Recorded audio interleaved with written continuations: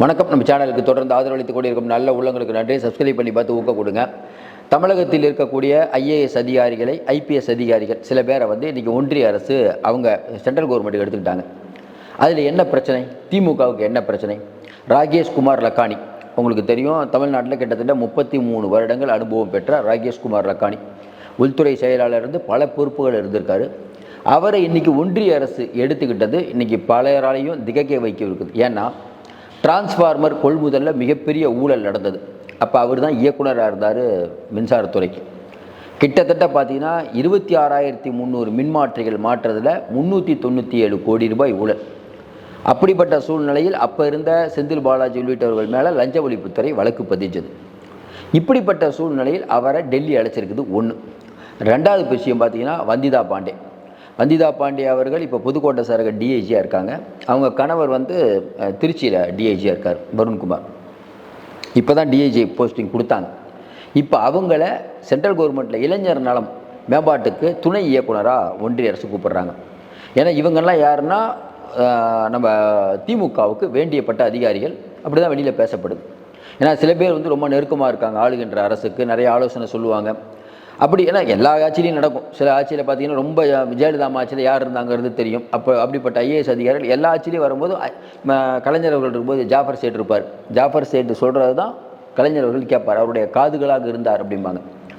இப்போ கூட பார்த்தீங்கன்னா முருகானந்தம் ஐஏஎஸ் ஸ்டாலின் அவர்கள் அவர் விருப்பப்பட்டு வச்சுருக்காரு. அவர் தான் தலைமைச் செயலாளர். இப்படிப்பட்ட சூழ்நிலையில் திமுகவுக்கு வேண்டியப்பட்ட நெருக்கமாக இருக்கக்கூடிய அதிகாரிகளை இன்றைக்கி சென்ட்ரல் கவர்மெண்ட் கூப்பிட்டுருக்கிறது விவாத பொருளாக இருக்குது. அது மட்டும் இல்லாமல் திவ்ய தர்ஷினி ஐஏஎஸ் தமிழ்நாடு மகளிர் மேம்பாட்டு நிறுவனத்தினுடைய இயக்குனராக இருக்கக்கூடிய, அதுவும் குறிப்பாக உதயநிதியுடைய துறையில் இருக்கக்கூடிய அவர்களும் இன்றைக்கி டெல்லி அழைச்சிருக்காங்க. ஏற்கனவே உங்களுக்கு தெரியும், நீரஜ் மிட்டலில் ஆரம்பித்து கிருஷ்ணனில் ஆரம்பித்து சக்திகாந்ததாஸ் ஐஏஎஸ் இவங்களெல்லாம் டெல்லி ஏற்கனவே எடுத்தது. அப்போ இது என்ன சொல்ல வருது அப்படின்னு பார்க்குறோம்னா, எல்லாத்தையும் தாண்டி ராகேஷ் குமார் லக்கானியை எடுத்தது கொஞ்சம் அதிர்ச்சியாக பார்க்குறாங்க. ஏன்னா 33 ஆண்டு கால அனுபவம்னா தமிழ்நாட்டில் எல்லா விஷயமும் அவருக்கு தெரியும். தமிழ்நாட்டில் ஐஏஎஸ் அதிகாரியாக இருந்தால் எத்தனை துறைகளில் பணியாற்றியிருப்பார். அப்போ எல்லா விஷயமும் தெரியும். நம்ம ஏற்கனவே சொன்ன மாதிரி டிரான்ஸ்ஃபார்மர் முறைகேடு இது அந்த விஷயம் முழுக்க அவருக்கு தெரியும். அவர் சென்ட்ரல் கவர்மெண்ட்டுக்கு போனால் அது யாருக்கு பிரச்சனைங்கிறது மக்களுக்கு தெரியும், உங்களுக்கும் தெரியும். அதையும் தாண்டி உதயநிதி துறையில் இருக்கக்கூடிய தமிழ்நாடு மகளிர் மேம்பாட்டு ஆணையத்தில் இருக்கக்கூடிய திவ்ய தர்ஷினி அவர்களை சென்ட்ரல் கவர்மெண்ட் கொடுங்கன்னு லெட்டர் எழுதுகிறாங்க. 3 வாரத்தில் சேரணும்னு முருகானந்தத்துக்கு சொல்கிறாங்க. அவங்கள பொருளாதாரத்துறை இயக்குனராக நியமிக்கிறோம் அப்படின்னு தான் சொல்லியிருக்காங்க. இப்படிப்பட்ட சூழ்நிலையில் இன்றைக்கி இருக்கக்கூடிய சூழ்நிலையில் நம்ம டெல்லியில் ஏற்கனவே ஐஏஎஸ் ஐபிஎஸ் அதிகாரிகளை டெல்லி நினச்சா எப்போனாலும் எடுத்துக்கலாம் அப்படின்னு ஒரு சட்டம் போடுறாங்க. அது நிறைவேறலை. ஏன்னா நிறையா மாநில அரசுகள் கடுமையான எதிர்ப்பு, டெல்லி அரசாங்கம் எதிர்ப்பு. ஏன்னா இஷ்டத்துக்கு இவங்க யார் வேணால் கூப்பிடலாம் அப்படின்ட்டு. ஆனால் இன்றைக்கி தமிழ்நாடும் நினச்சிருந்தா இவங்களை யாரையும் விடுவிச்சிருக்க வேணாம். ஆனால் தமிழ்நாடு அரசு விடுவிச்சிரும் போல் தெரியுது. எங்கள் சென்ட்ரல் கவர்மெண்ட்டுக்கு போகிறாங்க. இப்போ பார்க்கக்கூடிய சூழ்நிலையில் இன்னும் விஷயம் புரியுது. செந்தில் பாலாஜி துறையில் இருக்கக்கூடிய ஏற்கனவே இருந்த ரொம்ப முக்கியமான ஒருத்தரை சென்ட்ரலுக்கு கூப்பிட்றாங்க. அதே மாதிரி துணை முதல்வர் உதயநிதி ஸ்டாலின் அவர்கள் கூட இருந்த அவர்கள் துறையில் பணியாற்றிய திவ்ய தர்ஷினி ஐஏஎஸ் அவர்கள் எடுக்கும்போது இயற்கையிலே எழக்கூடிய சந்தேகம், அப்போ திமுக 1 வருஷம் தான் ஆட்சி இருக்குது. அப்போ திமுகவை டேமேஜ் பண்ணுவதற்கு இவர்களை வைத்து ஏதாவது முயற்சி பண்ணுதான் இருக்கும். ஏன்னா ஒரு அதிகாரிகள் அப்படிங்கிறது இன்றைக்கி அரசு இயந்திரத்தை நடத்தக்கூடியவர்கள். என்னதான் முதலமைச்சர், துணை முதலமைச்சர், அமைச்சர்கள் இருந்தாலும் ஐஏஎஸ் ஐபிஎஸ் அதிகாரிகளுடைய பங்கு மகத்தானது. அவர்களுக்கு தான் தெரியும் என்ன நடக்குது, ஏன் நடக்குது, எப்படி நடக்குது. அதுவும் குறிப்பாக பார்த்திங்கன்னா சில அதிகாரிகள் மட்டும் ரொம்ப கோல வச்சுட்டு இருப்பாங்க. ஏன்னா சீனியர் அடிப்படையில் இருந்தால் கூட பல அதிகாரிகள் அமைதியாக இருப்பாங்க. ஆனால் சில அதிகாரிகள் பார்த்திங்கன்னா ரொம்ப நெருக்கமாக இருப்பாங்க. உங்களுக்கு தெரியும், சுப்ரியா சுகு அப்படிங்கிறவங்க நம்ம நினைக்கிற ஐஏஎஸ் அவங்களாம் ஜெயலலிதா கட்சியில் ரொம்ப பவர்ஃபுல்லாக இருப்பாங்க. இப்போ அவங்க வனத்துறையில் இருந்தாங்க நினைக்கிறேன். இப்போ எந்த டிபார்ட்மெண்ட் எனக்கு தெரியல. அப்படி நிறையா அப்புறம் ஜெயலலிதா காலத்தில் 2-3 பேர் நல்லா இருப்பாங்க. அதே மாதிரி நடராஜ் அவர்கள் இப்போ இருக்கக்கூடியவங்க. அதே மாதிரி பார்த்தீங்கன்னா ராமானுஜம் ஐபிஎஸ் இவங்கெல்லாம் ஜெயலலிதா கொஞ்சம் நெருக்கமாக இருந்தாங்க. அவருக்கு என்னென்னா எப்பயுமே ஒரு ரேப்போ வேணும். எப்படின்னா நம்ம முதலமைச்சர் அப்படிங்கிறத தாண்டி அதிகாரிகள் முதலமைச்சரோட ரொம்ப நெருங்கிடுவாங்க. சில பேருக்கு அந்த உறவு கரெக்டாக இருக்கும். அப்போ அவங்கள வச்சுக்குவாங்க, கூடவே வச்சுக்குவாங்க. அவங்களுடைய ஆலோசனை கேட்பாங்க. கலைஞர் அவர்கள் ஓய்வு பெற்ற ஐஏஎஸ் அதிகாரிகளை பக்கத்திலே வச்சுருந்தார். இப்படிப்பட்ட சூழ்நிலையில் ராகேஷ்குமார் லக்கானி ஆகட்டும், திவ்ய தர்ஷினி மேடம் ஆகட்டும், இல்லை நம்ம வந்திதா பாண்டே அவர்கள் இவர்களை எடுத்தது இன்றைக்கி சென்ட்ரல் கவர்மெண்ட் வேறு எதையோ நினச்சிட்டு பண்ணுறாங்க. இப்போ இங்கே இருக்கக்கூடிய நெருக்கமான ஐஏஎஸ் ஐபிஎஸ் அதிகாரிகள் ஒரு ஒரு ஒரு ஒரு பதட்டம் சொல்லலாம். ஏன்னா எப்போ கூப்பிடுவாங்கன்னு தெரில. கொஞ்சம் யோசனை பாருங்களேன். இப்போ ஒரு இவ்வளோ நாள் இப்போ வந்து நம்ம வந்து நிறைய நிர்வாகத்தை பற்றி, ஏன்னா நிர்வாகத்தில் எடுக்கிறதுலாம் உள்நோக்கம் கற்பிக்க வேணான்னு பார்க்குறோம். ஆனாலும் இது சிக்கல் தான். இது வந்து திமுகவுக்கு ஒரு எச்சரிக்கையாக தான் நம்ம பார்த்துட்ருக்கோம்.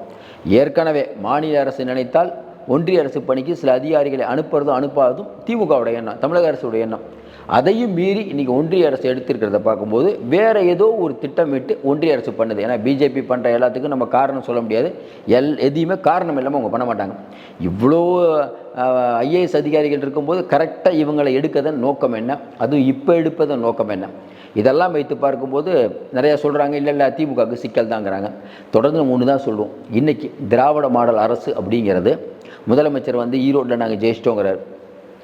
கிரவுண்டில் ஆளே இல்லாமல் ஜெயிச்சுட்டு நாங்கள் வெற்றி பெற்று விட்டோம், திராவிட மாடலுக்கு கிடைத்த வெற்றி அப்படிங்கிறது ஏற்புடையதாக இல்லை. ஒன்று, அது தமிழ்நாடு மக்களுக்கும் தெரியும் எப்படி ஜெயித்தாங்கன்னு. ஒன்று. ரெண்டாவது விஷயம், இன்றைக்கி நாட்டில் இருக்கக்கூடிய பெரிய பெரிய விஷயங்கள் பாருங்கள். அந்த ட்ரெயினில் போன கர்ப்பிணி, அது விஷயமாகவே அமைதியாச்சு. திடீர்னு பார்த்தா ரொம்ப நெஞ்சை பதைக்க வேண்டிய விஷயம், அந்த வயிற்றில் இருந்த 4 மாத கரு இதய துடிப்பு நின்றுச்சுங்கிறாங்க. அப்போ மறுபடியும் அந்த பிரச்சனை பெருசாகுது. அப்போ வந்து நாட்டில் பெண்களுக்கு பாதுகாப்பு இல்லையா, ஈசிஆர் சமூகம், அந்த சமூகம், இந்த சமூகம், நிறைய விஷயங்கள். இதை எதை பற்றியுமே கவலைப்படாமல் நாங்கள் 400ஐ வெல்வோது, 200ஐ வெல்வோம், 234ஐ வெல்வோம் அப்படின்னு முதலமைச்சர் தொடர்ந்து சொல்லிட்டு அல்வா கடைக்கு போகிறது, இப்படி ஒரு விளம்பர அரசு மட்டுமே ஓட்டிகிட்டு இருக்கிறதா மக்கள் பெரும்பாலும் என்றாங்க. இன்றைக்கி இருக்கக்கூடிய சூழ்நிலையில் இவர்கள் கொடுத்த அனைத்து வாக்குறுதியும் நிறைவேற்றவில்லை. அரசு ஊழியர்கள் நிம்மதியாகலை. நம்ம நிறைய இதை பற்றி பாயிண்ட்டாக ஒவ்வொரு டிபார்ட்மெண்ட்டை பற்றியும் பேசிட்டோம். இன்னும் நிறைய பேச போகிறோம். திருப்பரங்குன்ற விஷயத்தில் முதலமைச்சர் சொல்கிறாரு, இல்லை ஒரு மத பிரச்சனையை உண்டாக்க முயற்சிக்கிறார்கள்னு. சின்ன மேட்டரை பெருசாக்கினது யார்? நானோ மற்றவங்களோ சொல்ல. கம்யூனிஸ்ட் தோழர் சு வெங்கடேசன் சொன்னது தான். நிர்வாகம், மதுரை மாவட்ட நிர்வாகம், அந்த மலை அவங்க மலைன்னு அங்கே இருக்கக்கூடிய முக்கியமான ஒரு அதிகாரியே சொல்கிறார். யார் அவர்களுக்கு அந்த தைரியம் கொடுத்தது? அதனால் இன்றைக்கி இருக்கக்கூடிய சூழ்நிலையில் அதிகாரிகள் ஆட்சி நடக்குது, சூப்பராக நடக்குது. இது எங்கே போய் முடிய வேண்டும் என்று தெரியவில்லை.